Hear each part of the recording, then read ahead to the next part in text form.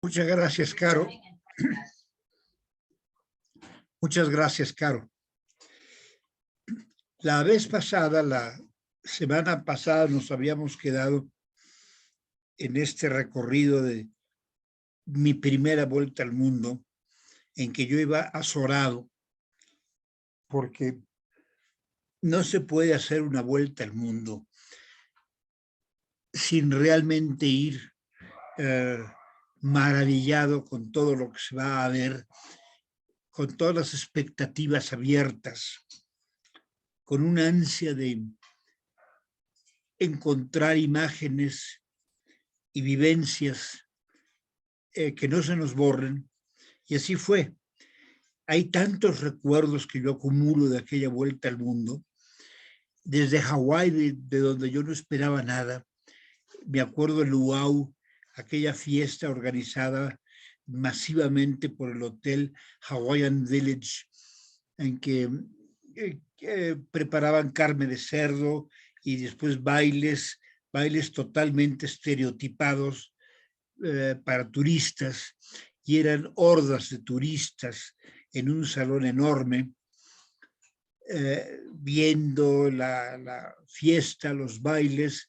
Se acercaban las chicas a las mesas y sacaban a los señores a bailar hawaiano, y los señores, ya saben, ese desparpajo que tienen muchos norteamericanos, no son tan tímidos como los mexicanos, como los latinos.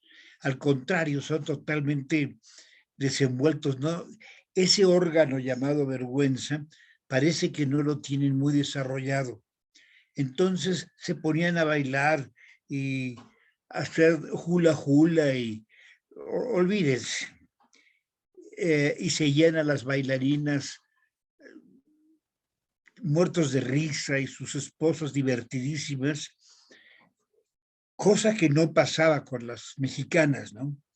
De repente, yo me acuerdo, una de las chicas, de las bailarinas, se acerca a nuestra mesa y se le acerca a uno de los que estábamos, a uno de los compañeros de viaje, y la esposa le ha puesto unos ojos de pantera, ¿verdad? Así como diciendo, hay de ti donde se te ocurra pararte a bailar. Y así muy discretamente, muy como tímidamente se sentó. Y bueno, ella siguió con su show, que funcionaba muy bien. El mexicano es diferente. Total, salimos de ahí.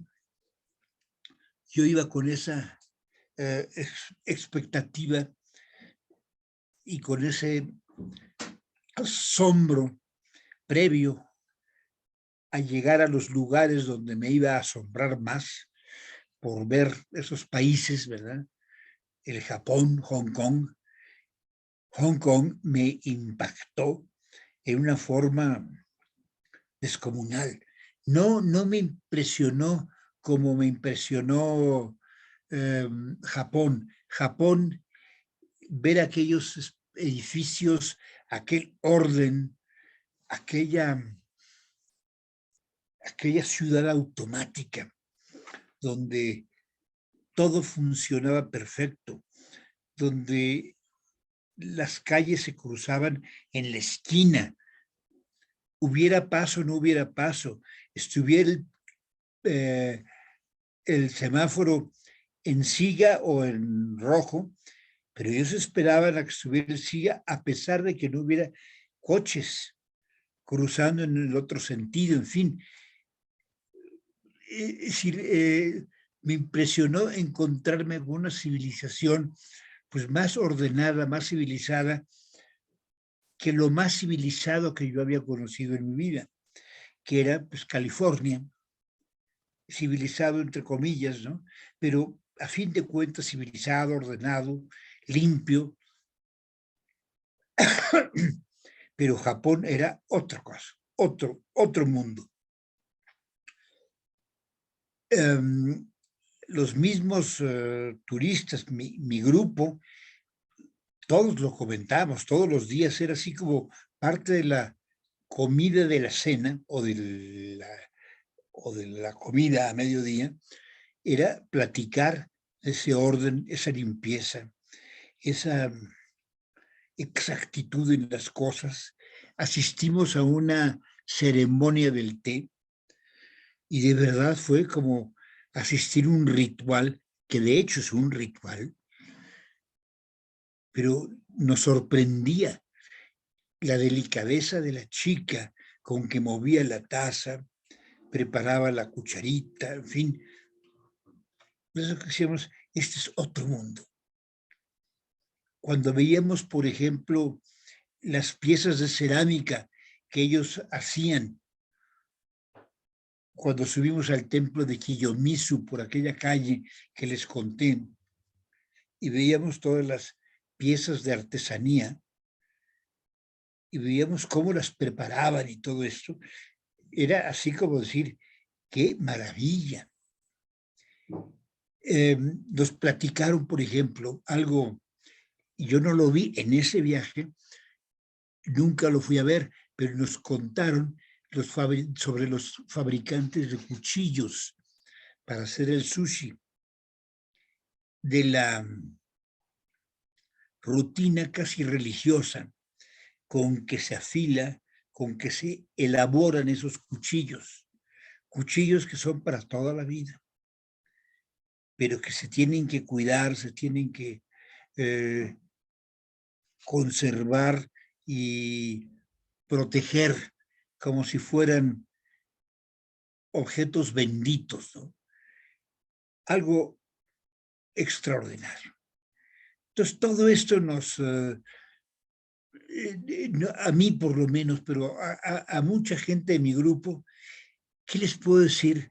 Nos tenía como subyugados. En el grupo había un muchacho muy joven, casi un niño, que me confesó que él estaba enamorado de todas las japonesas. Y que él decía, es que yo quiero tener, cuando yo me case, cuando sea grande y me case, quiero tener una esposa así, delicada, fina, sonriente, en fin. Y de ahí salimos a Hong Kong. Japón y Hong Kong es como ir del primer mundo al octavo mundo, sobre todo en el Hong Kong de aquella época. Ese caos de las calles, el mercado de Yau Ma Tei, con sus tiendas de licores de vinos, por ejemplo, que eran vinos de serpiente, de mono, de alacranes, metían en el alcohol, en el aguardiente, alacranes o serpientes, para que destilaran sus jugos y confirieran al licor que se estaba fermentando poderes mágicos. Y entonces te explicaban que esto era estupendo para ciertas enfermedades, para mantenerte más despierto, más alerta. Incluso algunas, perdón, diga,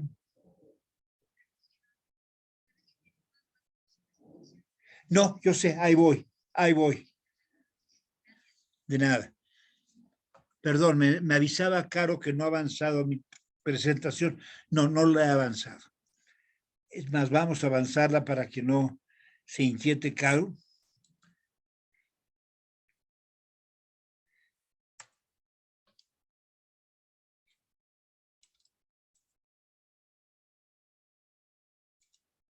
Bueno, les decía, Hong Kong, que ya lo vimos la semana pasada, fue un cambio radical. Fue entrar en un mundo mucho más agitado, más vital, mucho más intenso,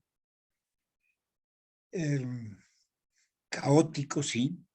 Esos mercados, esas calles, esos alimentos de serpientes, por ejemplo, el vino de chango, ¿no? O algunos vinos que tenían ahí que según ellos eran excelentes afrodisíacos, que incluso mis compañeros de grupo o los miembros de mi grupo hacían bromas. Y los chinos inclusive les decían, ¿quieres probarlo? Y algunos de ellos se lanzaron a probarlo. Obviamente decidieron probar el afrodisíaco y hacían bromas al respecto, ¿no? Y empezaba uno de ellos a abrir los ojos así como encendido de deseo a ver a su mujer, ¿no? Que ya inclusive le decía, ya, bueno, ya deja de molestarme, no te hagas payaso. En fin, todo eran escenas o imágenes, cada una totalmente nueva, que uno va colocando en el álbum de las memorias de la vida como estampas sagradas, porque para uno son sagradas.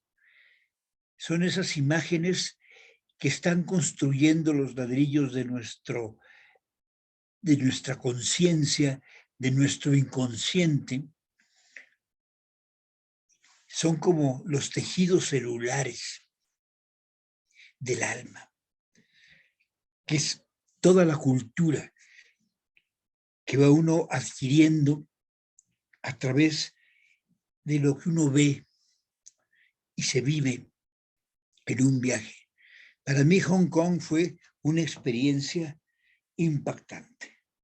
Yo salí de ahí casi creyendo que nada más me iba a maravillar tanto, me iba a estremecer tanto como aquella ciudad misteriosa, vibrante,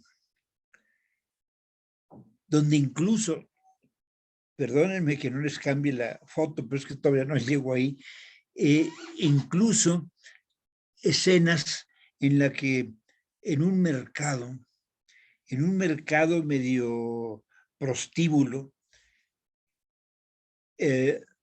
nos ofrecieron al grupo chicas para comprarlas. Y el guía nos decía, cómprala, la compras, es tuya. Si quieres te la llevas a México. Y era una risa aquello, ¿verdad? Como diciendo, oye, ¿tú crees que mi mujer me autorice comprar esta chinita? Decían. Y todo esto para mí era inverosímil. Las comidas, los huevos a medio empollar. En mi vida he comido nada más repugnante que eso. Pero lo probé. Yo quería probar todo, ¿no? Y no, de verdad, el pollo a medio empollar, que es mitad sangre, mitad huevo, qué cosa tan horrible. En fin, salimos de Hong Kong, perdón, nada más una última. Hong Kong no es nada más comer huevos a medio empollar. La comida es excelsa.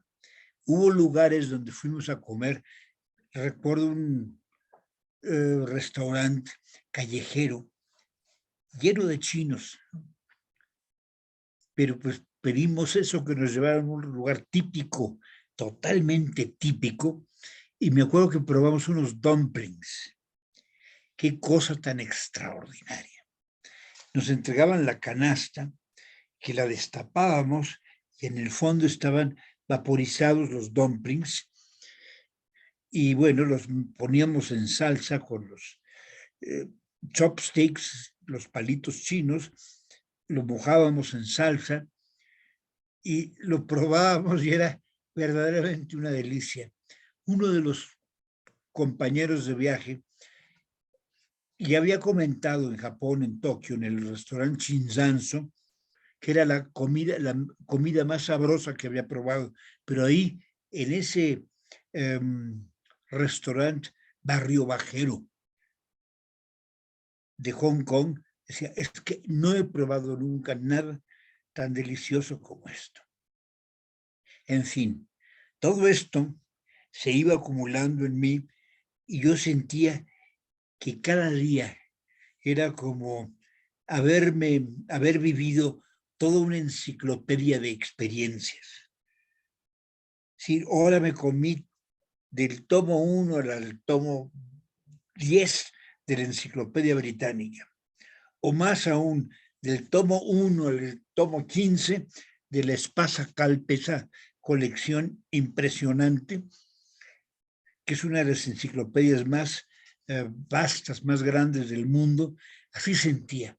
Cada día mi peso espiritual, mis vivencias incrementaban a un grado que yo a veces no podía dormir de esa emoción de sentir cómo estaban dentro de mí, como en guerra, como en pugna, todas las memorias vividas ese día, compitiendo con otras de otros días en que también pugnaban por imprimirse en mi espíritu.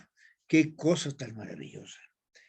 Y bueno, de ahí volamos a Bangkok. Bangkok fue otro impacto.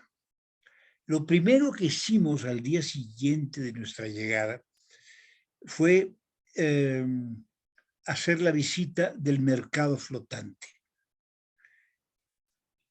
que fue fascinante. Encontrar en un mercado, bueno, además la comida y la fruta.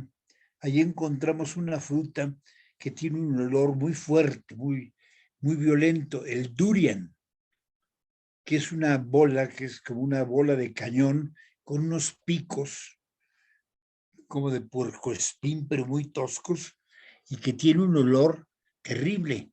A los orangutanes les encanta. Y a muchos tailandeses o gente del sureste de Asia les gusta mucho, lo consideran un manjar. Y bueno, nosotros queríamos probarlo, pero nada más el olor nos era repulsivo. Cuando llegamos con el durian al hotel, nos llevaron al patio.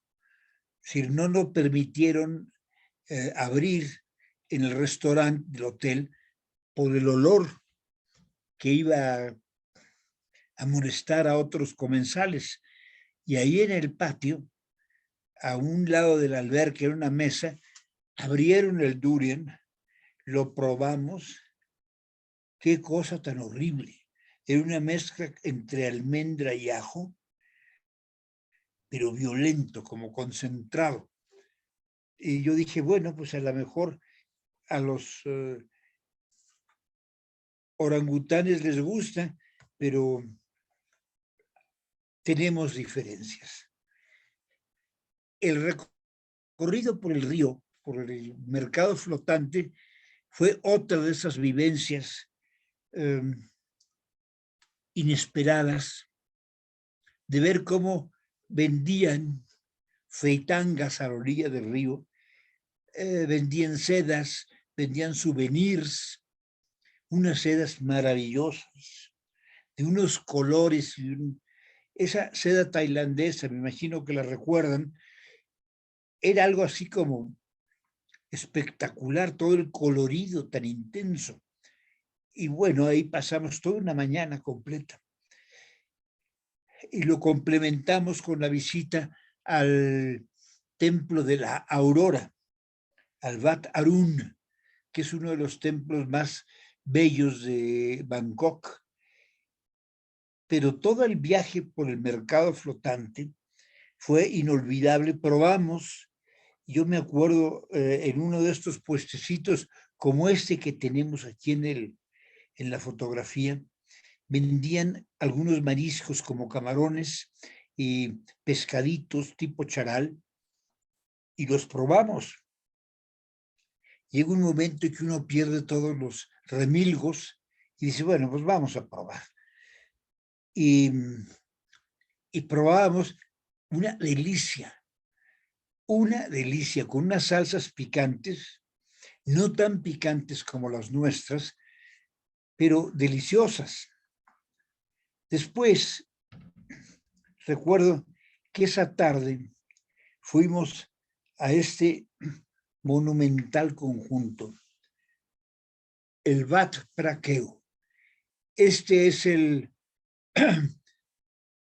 todos los templos del Buda de Esmeralda y del Palacio Real.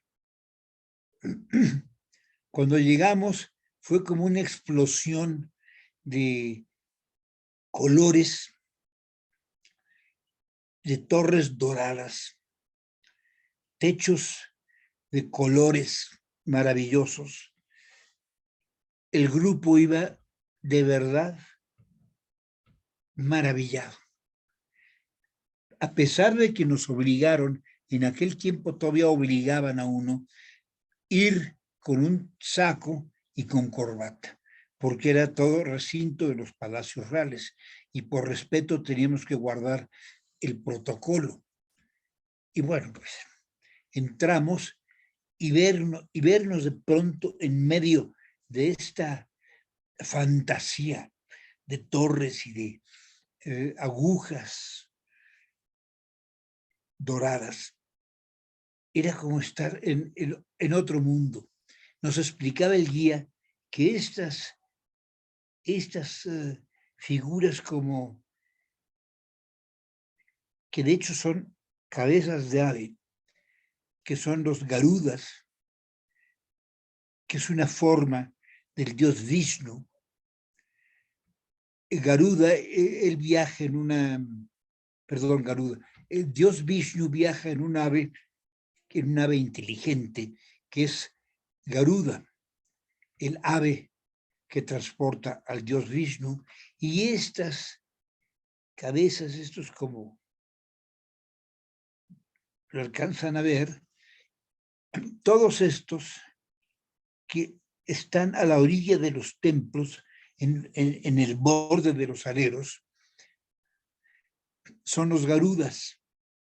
Pero ver todo esto por primera vez, yo me acuerdo uno de los viajeros que decía, no, esto no es posible.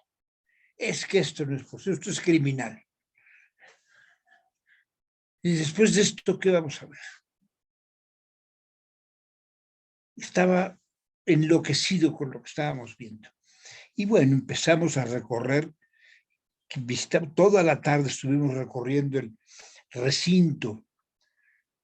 Al principio el calor era insoportable, al rato ya como que el impacto de los templos y el colorido de estas torres nos borró la sensación de calor y recorrimos el templo. En la noche, no se me olvida, decidieron organizar un tour nocturno a uno de estos cabarets donde hay shows medio pornográficos, y ahí fuimos todos, ¿verdad? Los señores con sus esposas. Iba una señora que era viuda y ya grande, y ella sí se trató llorando cuando estábamos ahí viendo lo que hacían las muchachas del show, que fumaban, imagínense por dónde, y eso es así como tremendo, ¿no? Un show abiertamente pornográfico, y después las muchachas del show a veces iban, se sentaban con los señores, y bueno, las mexicanas respingaron ahí, y fue muy simpático, ¿no? Total, esa fue nuestra llegada a Tailandia. Estas son partes, estas son secciones. Miren, esto es lo que les decía. Estos son los garudas, estas aves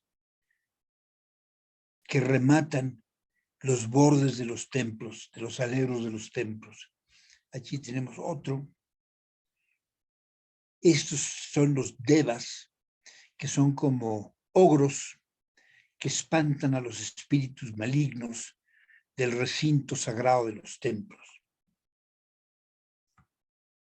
Y esto es ya todo el conjunto del Buda de Esmeralda. El famoso Buda de Esmeralda, que no es de esmeralda, es un Buda de jade. Está rodeado todo el templo por este ejército de garudas, es el ave en que se transporta Vishnu, que son como las escoltas del templo. Algo maravilloso, de verdad. Todo está recubierto con trozos de mosaico de colores, igualmente que las torres. Las torres de los templos están hechas con pedacería de mosaicos y de azulejos. Es algo que encandila lo barroco y lo maravilloso del diseño de estos lugares. Y este es el Buda de Esmeralda. No es de esmeralda, es de jade. Es una escultura de una sola pieza de jade que cada 3 meses lo cambian de atuendo según sea la temporada. En invierno lo cubren de un atuendo casi completo por el frío, que nunca hace frío en esta parte de Tailandia.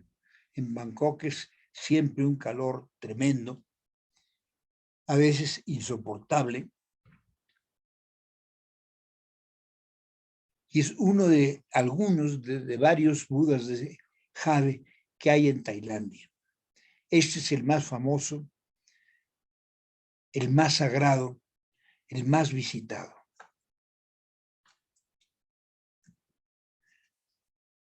Este es el Buda reclinado. Se supone que cuando Buda está próximo a la muerte, se recuesta, se reclina y espera la muerte con toda la paz del mundo.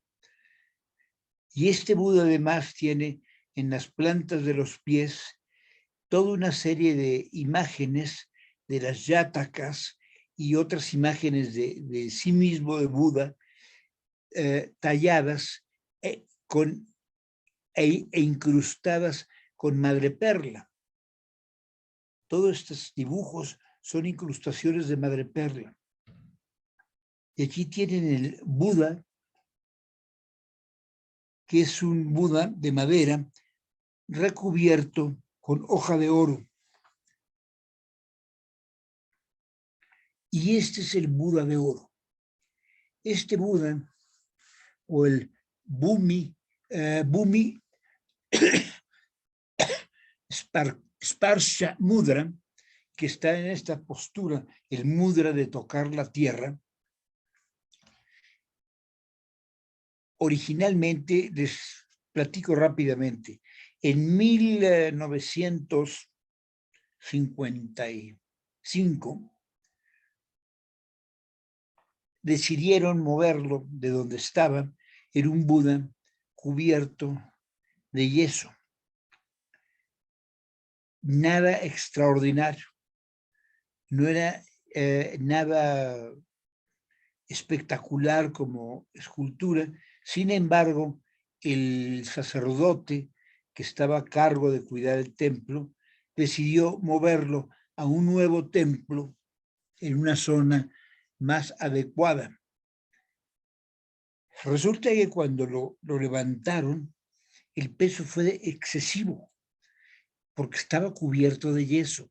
Lo habían cubierto de yeso para evitar cualquier saqueo que las fuerzas que venían de Birmania o de otras partes fueran a ultrajar el Buda, a romperlo, a vandalizarlo y a robárselo. Entonces lo cubrieron en una forma no muy agraciada con yeso. Y cuando lo levantaron, cuando lo trataron de levantar, bueno, pues no esperaban que eran 5 toneladas lo que pesaba este Buda, porque es de oro. Hueco, por supuesto, una mole de oro de este tamaño pesa mucho más, pero sin embargo, el peso era excesivo para la grúa que lo cargó y cuando lo levantó se rompió la cuerda, cayó en un lodazal y ahí se hundió y permaneció un largo tiempo sin que nadie hiciera nada. Entonces el sacerdote, que estaba a cargo del templo, decidió que él tenía que rescatar a su Buda. Dice, no, no podemos dejarlo aquí. Y empezó a trabajar en limpiarlo, en quitar el lodo. Y se dio cuenta cuando el yeso se mojó, se empapó con el lodo, de que en los huecos se veía al fondo del yeso unas partes brillantes, doradas. Entonces lo empezó a limpiar y descubre que el Buda era de oro. Entonces utilizó todas sus fuerzas, todas las contribuciones que pudo para rescatar este Buda y colocarlo en su actual templo. Y esta es más o menos la anécdota de este Buda de oro, considerado el más grande Buda de oro en el mundo. Y esta es una pieza, bueno, pues muy venerada en Tailandia. De Tailandia, en aquel viaje, es decir, de Bangkok, que sentimos que nos faltó tiempo y nos empezaron a platicar de las ciudades del norte de Tailandia, de Chiang Mai, de Sukhothai, de Phitsanulok, de Ayutthaya. Pues ya ni modo, no teníamos más tiempo, pero todo el mundo maravillado, fascinado con ese colorido, con esa belleza exagerada, barroca y rutilante de Tailandia, salimos a la India. Llegamos a Calcuta y ahí nos encontramos con una ciudad atroz, terrible. Además, en ese momento, estamos hablando de 1963, había un conato de guerra entre India y China. De hecho, ya había habido movimientos de ejércitos en China hacia las fronteras en el norte de la India, en la región de Assam. Y bueno, pues la India también estaba movilizando regimientos, ¿verdad? Pero mucha gente del norte de la India, de las provincias de Assam, de Nagaland, etcétera, se habían dejado ir, ¿verdad?, en una migración desordenada y caótica hacia la ciudad de Calcuta. En las noches era impresionante, porque sobre la avenida principal, Chauringi, donde estaba nuestro hotel, el Hotel Oberoi, Grand Oberoi, la gente dormía en las banquetas. Y nos platicaron, por ejemplo, de que todas las noches pasaba frente al lado de las calles, pasaban unas carretas viendo si no había gente que se hubiera quedado muerta. Era como la carreta de los muertos. Entonces, después de aquel colorido simpático de Tailandia, ¿no?, llegar de pronto a la India, mi grupo ahí sí se deprimió, se horrorizó, y desde el día siguiente de que llegamos, que teníamos proyectados más días en la India, me pidieron modificar el itinerario para no quedarnos tanto tiempo en Tailandia, y en vez de no quedarnos tanto tiempo en la India, en vez de quedarnos tantos días ahí, emplear esos días para ver Beirut y el Cairo. Y bueno, pues hicimos los arreglos. Me acuerdo que hice el cambio de los boletos de avión. Por cierto, les comento, en el Hotel Oberoi, quien estaba a cargo del escritorio de Air India era una chica, Kamlesh Roy, una mujer de una belleza de verdad extraordinaria. Y ella me ayudó a hacer todos los cambios, a pedir el hotel y los servicios en Líbano y en Cairo, y hacer todo el cambio cortando la mitad del viaje dentro de la India. En vez de visitar Jaipur, Bombay, Ajanta y Ellora, quitaríamos todo eso, iríamos a Delhi y de ahí ya nos iríamos a Líbano y Egipto. Yo en ese tiempo no me importó tanto, tampoco yo había quedado así como, sin esa pasión que he adquirido por la India, no fue en ese momento cuando la adquirí. Fue algo que vino después por una razón que yo todavía desconozco, pero fue un amor tardío e imperecedero que hasta la fecha me recome el alma. El caso es que llegamos a Calcuta y nos encontramos con una ciudad de este estilo más llena de gente, con unas multitudes tremendas, edificios muy interesantes como este, que es la Suprema Corte de Justicia,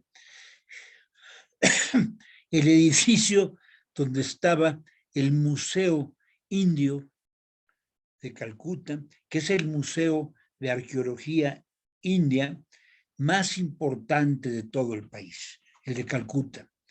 Unas piezas y unas cosas que tienen maravillosas. Pero la calle, al salir del museo y al salir del hotel, que están en la misma calle, en la avenida Chauringui, es terrible, ¿no? Sobre todo en esas fechas en que estaba llena de gente, durmiendo en las banquetas. Habían instalado su vida en las banquetas. Ahí comían, ahí defecaban, ahí todo, ¿no? Entonces era algo así como muy impactante. Recuerdo que en una ocasión, saliendo del hotel, nos encontramos con un hombre que estaba enterrado, se había enterrado la cabeza. Al lado de la banqueta había una franja de tierra, que es donde se supone que se ponía para sembrar árboles, pero ahí no había árboles, era tierra nada más. Había hecho él un hoyo y había metido la cabeza, se había cubierto con la tierra y ahí estaba, moviendo las manos con la cabeza enterrada. Era como una especie de, pues no sé, un fakir, ¿no? Algo ahí raro. Fue tremendo ese impacto de la India. Inclusive yo les confieso, para mí también. Es decir, yo nunca me imaginé en ese momento que ese país tan caótico, tan raro, tan diferente, ¿no? Paupérrimo, profundo, me iba a simbrar a tal grado como me ha simbrado a lo largo de mi vida. Y yo para este viaje me llevé un libro que se llamaba Our Oriental Heritage, nuestra herencia oriental. Es un libro que es parte de una historia de la civilización.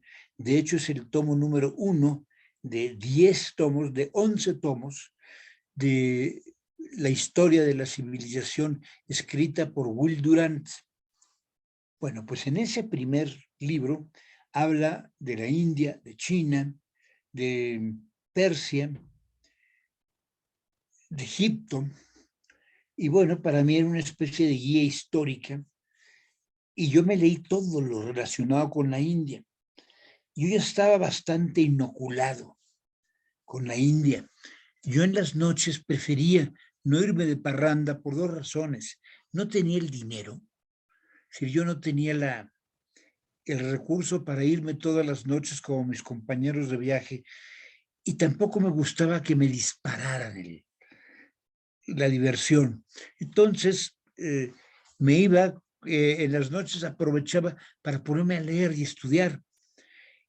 Y la India yo la había leído a fondo, entonces ya estaba bastante contaminado con la grandeza histórica de este país, inabarcable. Sin embargo, cuando llegamos, igual que a todos los demás, me impactó tanto que me estremeció, me dolió el país.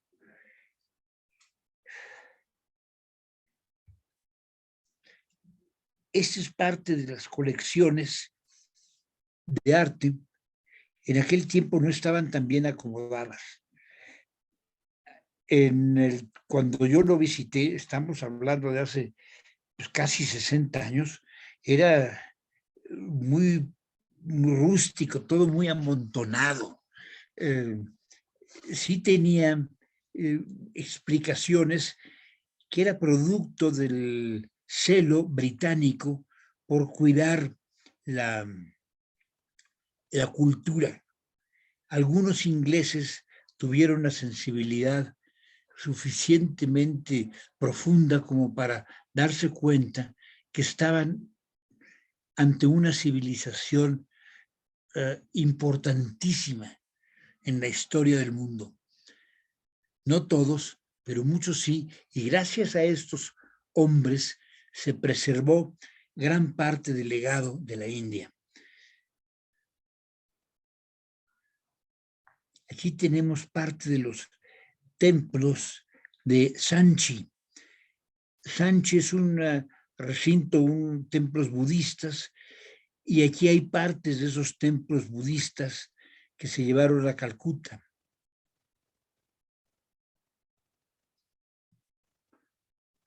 Parte del barandal que rodea a las estupas de Sanchi. Y este es el Hotel Oberoi Grand. El Hotel Grand, cuando llegamos ahí en 1960, 63, el hotel, la entrada estaba aquí y había un pasillo largo para llegar al sitio donde se entregaban las llaves, a la recepción. Pero ese pasillo largo estaba lleno de tiendas, unas tiendas fascinantes, donde todavía vendían colmillos de elefante, auténticos colmillos de elefante, todos tallados con escenas de la mitología hindú o escenas budistas. Vendían pieles de tigre, artesanías de todo tipo, había joyerías impresionantes, donde yo vi a muchos de mis compañeros de viaje comprar joyas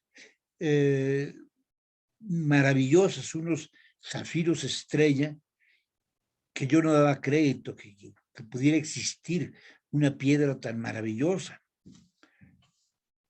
Y llegamos ahí, y me acuerdo que hubo uno de mis compañeros de viaje se quejó de que le habían quitado, él había dejado sus mancuernas en el buró, y el día siguiente, bueno, cuando regresó del tour, ya no estaban. Entonces estaba pues molesto. Dice, mira, no es que valgan, pero creo que no valen gran cosa, me dice, pero sí debo de quejarme. Y lo impresionante fue que mandaron llamar cada cuarto tenía asignado una especie de ballet que atendía todo lo que se les ofreciera en ese cuarto. Te boleaba los zapatos, te planchaba la ropa y tú le dabas una propina y con eso, ¿no? Bueno, pues le mandaron llamar al ballet de ese cuarto y él dijo, ¿dejó usted abierta la ventana? El señor no se acordaba, dije, pues creo que sí. Y dice, espéreme un momento. Y fueron a buscar, se subieron a una de las palmeras y encontraron las mancuernas en un nido de un cuervo. En otras palabras, los cuervos ya tienen distribuidos, repartidos, bueno, en aquel tiempo tenían repartidos en cuáles cuartos y cuáles eran las áreas donde podían robar cosas que tuvieran brillo. Porque el brillo les atrae mucho a los cuervos, se los llevan y los ponen en su nido, como pues, una joya. Y subieron a la palmera y baja con las mancuernas. No dábamos crédito. Nos daba risa, nos daba sorpresa, ¿verdad? Esas cosas raras. Y otra cosa que nos sucedió en Calcuta, que yo la recuerdo como algo que nos estremeció, fue cuando fuimos a visitar el monumento a la reina Victoria, lo que le llaman el Victoria Memorial, que es un monumento hecho por los ingleses todavía cuando eran los dueños de la India. El tour en Calcuta lo hicimos, a diferencia de todos los otros lugares que habíamos visitado, ahí íbamos cada 3, 4 gentes en un taxi, en estos taxis Ambassador, color crema, que no tienen pues ningún estilo de diseño, y llegamos al Victoria Memorial. Bueno, llegaron todos, nuestro taxi se descompuso, ya no pudimos ir al zoológico, donde fueron todos antes, pero alcanzamos al grupo en el Victoria Memorial. De hecho, llegamos antes al Victoria Memorial, íbamos una señora y yo. Y bueno, cuando llegamos ya, el taxi ahí nos dejó, se quedó con nosotros esperando a que llegara nuestro grupo. Y caminando vemos un hombre desarrapado, pero muy interesante, con todo pintarrajeado, con collares en el cuerpo, con una mirada de verdad fascinante, un hombre santo, y se nos acerca y nos dice, yo les puedo adivinar su futuro. Y yo me acuerdo que por morbo le pregunto, ¿usted me puede decir cuándo me voy a morir? Entonces la señora que iba conmigo me dice, Raúl, no sea tonto, no juegue con esas cosas. ¿Pero qué tiene, señora? Así como diciendo, yo no creo, ¿no? Y no, la señora de plano no me dejó. Y entonces ella de su bolsa saca unas rupias y le dice, ya, váyase, váyase. Y el tipo se le queda viendo a la señora y le dice, le tengo que decir algo. Ustedes vienen usted tiene 2 hijas. Y la señora se queda fría. Sus hijas viven en América. Usted no vive en América. Usted vive en Latin America. Con ese inglés todo pastoso de los indios. Y la señora, ay, ya me está dando miedo, Raúl, dígale que se calle. Y yo ya le decía que se callara y le ofrecí más dinero, ya no se callaba. Y le decía, perdóneme, pero tengo que decirle esto. Una de sus hijas estuvo mal. estuvo enferma. Y le dice, pero ya está bien. Y la señora en ese momento se horrorizó, porque en efecto tenía 2 hijas que vivían en Estados Unidos. Ella vivía en Latinoamérica, en México. Y lo más espeluznante del caso es que el señor ya no aceptó nada de dinero. Nada más se juntaba las manos en la frente y se inclinaba a decir, esté tranquila, no pasó nada, ya pasó todo. Pero una de sus hijos estuvo enferma. Por supuesto, poquito después llegaron el resto del grupo, le contamos, le platicamos a los demás del grupo, y todos tratando de dar explicaciones racionales, pero racionales que no pegan, ¿no? Porque ¿desde dónde sacó esa información, señora? Dicen, del hotel seguramente. Si ya parece que en el hotel le van a decir que tiene 2 hijas, esas señores, vamos, no es lógico. La señora se desesperó, ella ya no quiso continuar con el tour de Calcuta, se fue al hotel, pidió una larga distancia. En aquel tiempo pedir una distancia desde la India a Estados Unidos era todo una proeza, no era como ahora, que por el celular se comunica uno, ¿no? Y bueno, pues regresamos, llegó el grupo, comimos, tratamos de apapachar a la señora, no hubo forma de comunicarnos a Calcuta, perdón, a Rochester, que era donde estaba la hija, y tratando de insistir, volvió a pedir la llamada de larga distancia desde el siguiente punto, que era Varanasi. Y ahí finalmente se logró comunicar. Y bueno, pues le confesó, le platicó la hija que había perdido al bebé, que había tenido un aborto y había perdido al bebé, pero que ya estaba bien. La señora se soltó llorando, todo el grupo como horrorizados, ¿verdad? Y bueno, eso es una de las cosas que todavía no puedo explicar y nadie me puede explicar. Seguramente este hombre tenía una intuición prodigiosa, no sé, pero todo esto sucedió frente al Victoria Memorial. Pues les agradezco mucho su atención. El próximo jueves continuaremos este viaje. Esperemos terminarlo